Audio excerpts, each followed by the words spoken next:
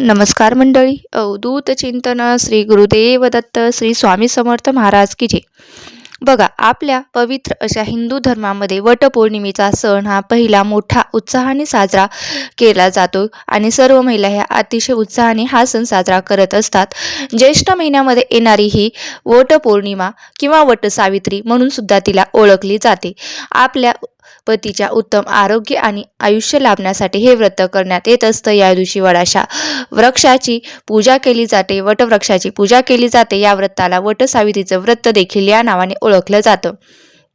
तर आजच्या व्हिडिओमध्ये आपण वटपौर्णिमेच्या दिवशी सगळ्या आज महिना उपवास करत असतात, व्रत करत असतात. बऱ्याचशा स्त्रियांना खूप मनामध्ये शंका असते की उपवासाला काय खाल्लं पाहिजे, उपवास नक्की त्याच दिवशी सोडायचा की दुसऱ्या दिवशी सोडायचा. आणि याशिवाय बघा, अविवाहित मुली किंवा गरोदर महिला वटसावित्रीची पूजा करू शकतात का, त्याचप्रमाणे वडाची शास्त्रोक्त पद्धतीने पूजा कशी करावी, अशा बऱ्याच शंका आहेत. ती मी आज तुम्हाला या व्हिडिओच्या माध्यमातून सांगणार आहे. त्यामुळे काय करायचं आहे तर तुम्हाला व्हिडिओ स्किप न करता शेवटपर्यंत नक्की ऐकायचा आहे किंवा पाहायचा आहे. बघा, यंदा 2026 मध्ये 29 जून रोजी पहाटे 3:07 पौर्णिमा तिथी सुरू होईल आणि 30 जून रोजी पहाटे 5:27 ही पौर्णिमा तिथी संपेल. त्यामुळे उदयस्थितीनुसार पौर्णिमा हे 29 जून रोजीच पाळली जाणार आहे. आता तुमचा एक महत्त्वाचा प्रश्न असेल की वटपौर्णिमेचा उपवास हा कधी धरावा आणि कधी सोडावा.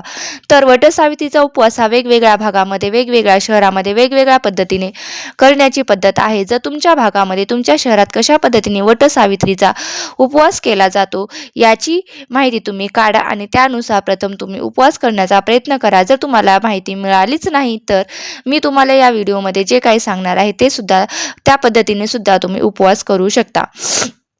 बघा, माझ्या माहितीनुसार वटसावित्रीचा उपवास करण्याच्या 3 पद्धती आहेत. त्यातली पहिली पद्धत जी आहे ती आपल्या भागामध्ये केली जाते, ती म्हणजे वडाची पूजा करेपर्यंत उपवास धरला जातो. या वेळेमध्ये वडाची पूजा करेपर्यंत तुम्ही चहा, दूध घेऊ शकता, कॉफी घेऊ शकता, एखादं फळ किंवा ज्यूस घेऊ शकता, पण फराळाचे पदार्थ खाल्ले जात नाहीत. डायरेक्ट वडाचं पूजन झाल्यानंतर काही आपण पुरणाचा स्वयंपाक केलेला असतो, तो नैवेद्य दाखवून त्याचं जेवण करून उपवास सोडायचा असतो.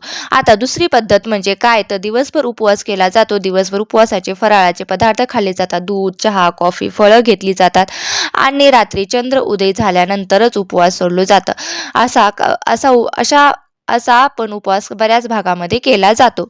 आता या व्यतिरिक्त तिसरी पद्धत आहे ती म्हणजे बऱ्याच भागामध्ये अगदी 24 तासाचा उपवास धरला जातो. म्हणजेच हा उपवास वटसावित्रीची संपूर्ण दिवस रात्र उपवास धरला जातो. फराळाचे पदार्थ खाल्ले जातात. दुसऱ्या दिवशी वटपौर्णिमेच्या दुसऱ्या दिवशी हा उपवास तो सोडला जातो. यानुसार किंवा बऱ्याच जणांकडे तर या दिवशी फक्त पाण्यावर हे व्रत केलं जातं आणि दुसऱ्या दिवशी जेवण करून हा उपवास सोडला जातो. तर तुमच्या कडे कोणती पद्धत आहे त्या पद्धतीने तुम्ही हा उपवास करू शकता. आता दुसरा प्रश्न असा आहे की जर तुम्ही गरोदर असाल, पहिला, दुसरा, तिसरा, चौथा, 6वा, 5वा, कितवा महिना असेल तर अशा वेळी तुम्हाला वटसावित्रीचा उपवास पण करू शकता आणि वडाची पूजा पण करू शकता. घरच्या घरी करा किंवा वडाच्या झाडाजवळ जाऊन तुम्ही हे करू शकता. पण तुम्ही करू शकता. आणि मासिक पाळीचा 4था दिवस आहे, मग 2 वेळा डोक्यावरून पाणी घेऊन नंतर वडाची पूजा केली तर चालते का, तर चालत नाही. तर मग अशा वेळेला तुम्ही फक्त व्रत करायचं, म्हणजेच वटसावित्रीचा उपवास तुम्ही करायचा. तुमच्या तिथे कशा पद्धतीनुसार केला जातो त्यानुसार उपवास करा, मात्र तुम्ही वडाचं पूजन करू शकत नाही. आता याच दिवशी आपण वडाची पूजा कशी करूया ते पाहूया. तर बघा, आपण ज्या दिवशी वडाच्या झाडाची पूजा करणार आहोत ना, त्याच दिवशी सकाळी आपण अंघोळ वगैरे झाल्यानंतर सूर्यदेवांना अर्घ्य वगैरे देऊन या उपवासाची सुरुवात करू शकतो. त्यानंतर घरातल्या देवांची पूजा करून तिथलं संकल्प वगैरे घेऊन ज्येष्ठ मंडळींना आपल्या पतीचा आशीर्वाद घेऊन आपण लगेच वटवृक्षाला जाऊ शकतो. किंवा मग ज्येष्ठ मंडळींचा आशीर्वाद घेऊन झालं की आपण वटवृक्षाला जायचं, त्याची पूजा करायचं. तिकडून आल्यावर आपण आपल्या पतीचं औक्षण करायचं आणि त्याचं दर्शनही घ्यायचं, जेणेकरून एक पूर्ण पद्धतीने आपल्याकडून वटवृक्षाची पूजा झाली पाहिजे, आपल्या पतीचीही पूजा झाली पाहिजे, असा त्याचा अर्थ होतो. हे व्रत फक्त सुवासिनींनीच करायचं असतं का, कारण पतीच्या दीर्घायुष्यासाठी किंवा त्याच्या सुखासाठी म्हणून आपण हे व्रत करत असतो. तर हे नक्कीच सुवासिनी स्त्रियांनीच व्रत करावं. बघा, एक गोष्ट बघा, एक गोष्ट लक्षात ठेवा, देवपूजा तशीच राहू द्यायची आहे. दार स्वच्छ करायचं आहे. देवपूजा तशीच राहू द्यायची आहे. दार स्वच्छ करायचं नाही, उंबरठ्याचं पूजन करायचं नाही, डायरेक्ट स्वयंपाक किंवा वडाचं पूजन करायचं हे अतिशय चुकीचं आहे. त्यामुळे दार स्वच्छ करून दारात रांगोळी काढून घ्यायची. त्यानंतर घरातील देवांची पूजा करून घ्यायची. वडाची पूजा जी आहे ती करायची आहे. त्याचबरोबर बऱ्याच जणी हा सुद्धा प्रश्न विचारतात, की एखाद्या मुलीचं समजा लग्न जमलेलं आहे आणि सुपारी वगैरे फुटलेली आहे किंवा कुंकू वगैरे लावून झालेलं आहे. तर आजकाल साखरपुडा किंवा सुपारी फुटणे या कार्यक्रमामध्येच कुंकू वगैरे लावून नववधूला लावतात. पण जोपर्यंत आपल्या गळ्यामध्ये मंगळसूत्र घातलं जात नाही, जोडवे घातले जात नाहीत, भांगेत सिंदूर भरला जात नाही, तोपर्यंत आपल्याला वटवृक्षाची पूजाही करता येत नाही. त्यामुळे समजा योग्य पती मिळावा म्हणून व्रत करायचं असेल तर त्यासाठी हे वटसावित्रीचं व्रत करावं का, हा प्रश्न असेल तर हाही प्रश्न चुकीचा आहे. त्यासाठी हरतालिका हे भाद्रपद महिन्यात व्रत केलं जाते किंवा भगवान शिवशंकराच्या संबंधातील जी काही व्रत वैकल्ये असतात ती सुद्धा तुम्ही करू शकता. पण वटसावित्रीचे व्रत खास करून लग्न झालेल्या महिलांसाठीच आहे आणि त्यातल्या त्यात सुवासिक स्त्रियांसाठीच हे खास व्रत आहे, लक्षात ठेवावं. आता मी तुम्हाला या व्रताचं शास्त्रशुद्ध पद्धतीने विधी सांगते, जेणेकरून ज्या महिला अगदी पहिल्यांदाच वटसावित्रीचे व्रत करणार आहेत. आता आपण वटपौर्णिमेचे व्रत करण्यासाठी पूजा साहित्य काय लागतं आपण त्याबद्दल तसेच पूजा कशी करावी याबद्दलची माहिती जाणून घेणार आहोत. तर बघा, पहिल्यांदा काय करायचं आहे, हळदी कुंकू, त्याचबरोबर धूप दीप अगरबत्ती निरंजन, 5 फळे, खास करून आंब्यांचा मान असतो तर आपण ते 5 आंबे घेतले तरीही चालेल. त्याचबरोबर पूजा करण्यासाठी फुलं लागतील. दिवा ठेवण्यासाठी थोडेसे तांदूळ न्यायचे आणि पूजा करण्यासाठी सुद्धा आपल्याला अक्षता लागतात तर त्याही घ्यायच्या. वडाला गुंडाळण्यासाठी पांढरा मोठा धागा म्हणजे अख्ख्या रील मिळतो तो घेऊन जायचा असतो. पाणी भरलेल्या तांब्या, पंचामृत, हिरव्या बांगड्या किंवा ओटी आणि व्रतकथेची पुस्तिका जर तुमच्याकडे असेल तर ती सुद्धा तुम्हाला न्यायची आहे.